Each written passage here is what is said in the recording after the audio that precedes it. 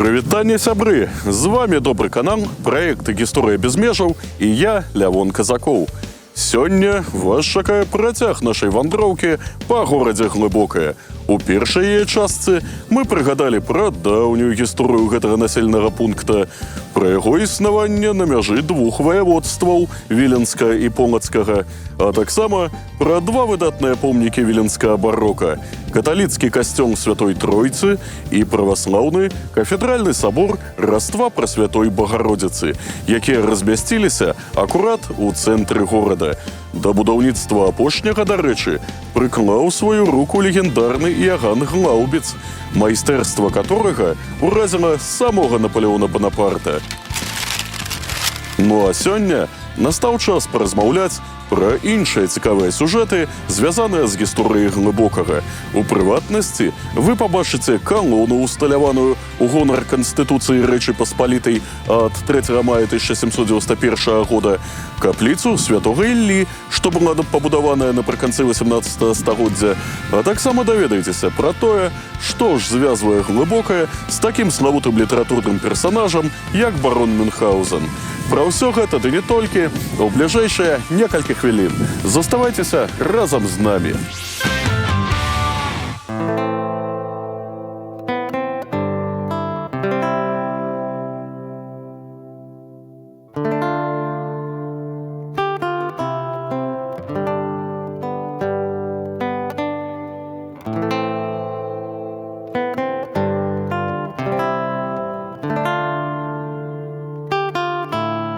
Дарэчы, гісторыя гэтага кафедральнага сабора багатая і на іншыя цікавыя факты.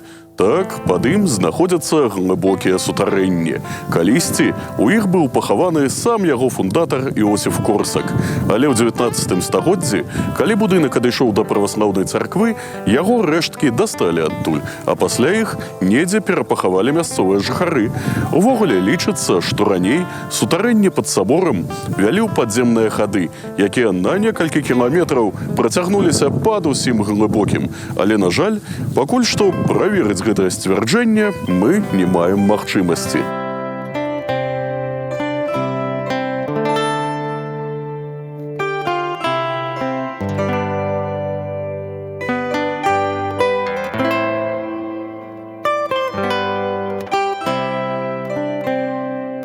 Непадалёку ад храма размясціўся будынак колішняга кляштару кармелітаў.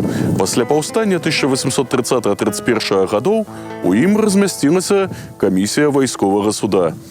Но ў 1865 годзе кляштар кармелітаў быў зачынены, а храм гэты перайшоў да праваслаўнай царквы. Дарэчы, пазней тут дзейнічала Глыбоцкае народнае вучылішча, у якім настаўнікам працаваў Восіп Сухі, бацька славутага авіяканструктара Паўла Сухога, аўтара легендарных самалётаў Серэй-Су.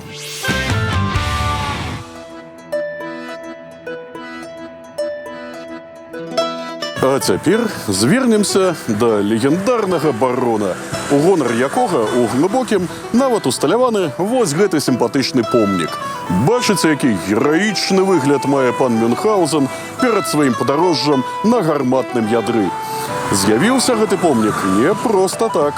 Не так даўно на старых мясцовых могілках Капцёўка быў знойдзены стары крыж, на якім было напісана, што там спачываюць Фердынанд і Вільгельміна фон Мюнхгаузен, а пахаваныя яны былі ў 1878 годзе. Гэта дало падставы меркаваць мясцовым жыхарам, што гэты крыж нейкім чынам звязаны з легендарным баронам. Тэорыя, канешне, больш чым спрэчная. Па-першае, прататыпа легендарнага літаратурнага персанажа клікалі зусім не Фердынанд, а Карл Фрыдрых Іеранім фон Мюнхгаузен. Ды і памёр ён за 90 гадоў да гэтай даты. Так што максімум, на што можна спадзявацца, дык гэта на тое, што азначаны спадар Фердынанд меў нейкія сваяцкія сувязі з персанажам Рудольфа Эрэха Распы. Хаця гісторыя, канешне, любіць парадоксы. Таму варыянт, пры якім сапраўдны барон Мюнхгаузен мог наведваць Глыбокае, таксама не выключаны. Справа ў тым, што на працягу 15 гадоў прататып літаратурнага персанажа знаходзіўся на службе ў расійскай імперыі. Больш за тое, ён быў ротмістрам у палку кірасіраў, які знаходзіўся ў Рызе. І ў 1744 годзе камандаваў ганаровай вартай, якая сустракала нявесту Пятра III Сафію Фрэдэрыку Ангальд-Цэрбскую, якой было наканавана стаць у будучыні імператрыцай Кацярынай II. Ад глыбокага да Рыгі, канешне, 340 кіламетраў. Але Карл Фрыдрых Іеранім тэарэтычна пры ўсёй няўрымслівасці свайго характару мог калісьці праездам і завітаць у глыбокае. Хаця гэта, канешне, з серыі ненавуковай фантастыкі.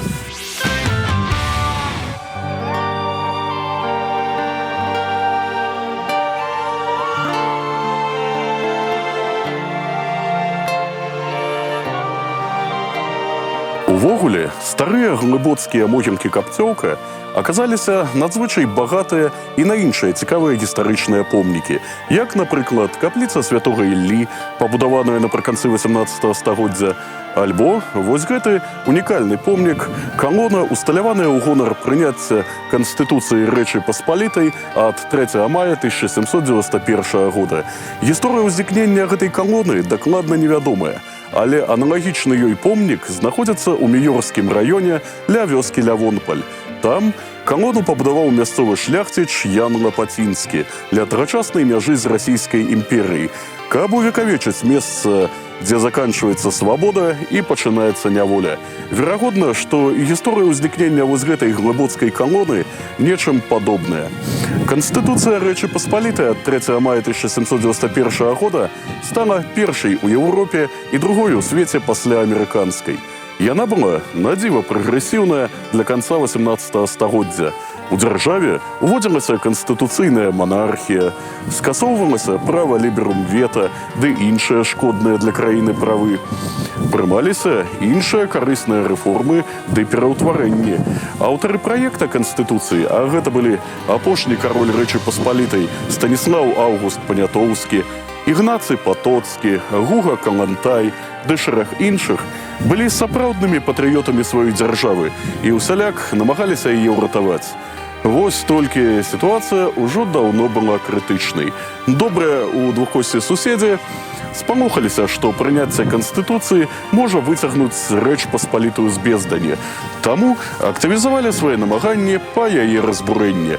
Так што наперадзе былі яшчэ два падзелы Рэчы Паспалітай і яе знікнення з тагачаснай палітычнай карты Еўропы.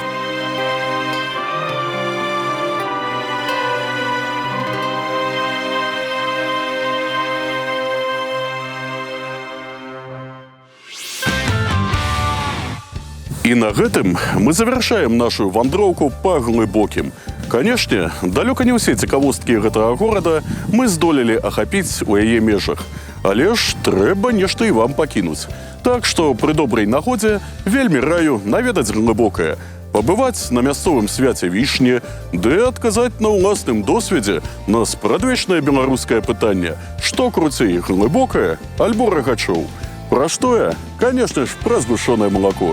Я-то на гэтае пытанне даўно ўжо адказаў, але сваю версію не скажу. Няхай інтрыга застаецца.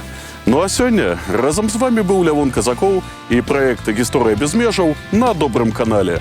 Сачыце за навінамі, чакайце нашых наступных відэа, стаўце лайкі, подписывайтеся на наш канал. Адным словам, бывайце здаровы, жывіце багата. Да сустрэчы!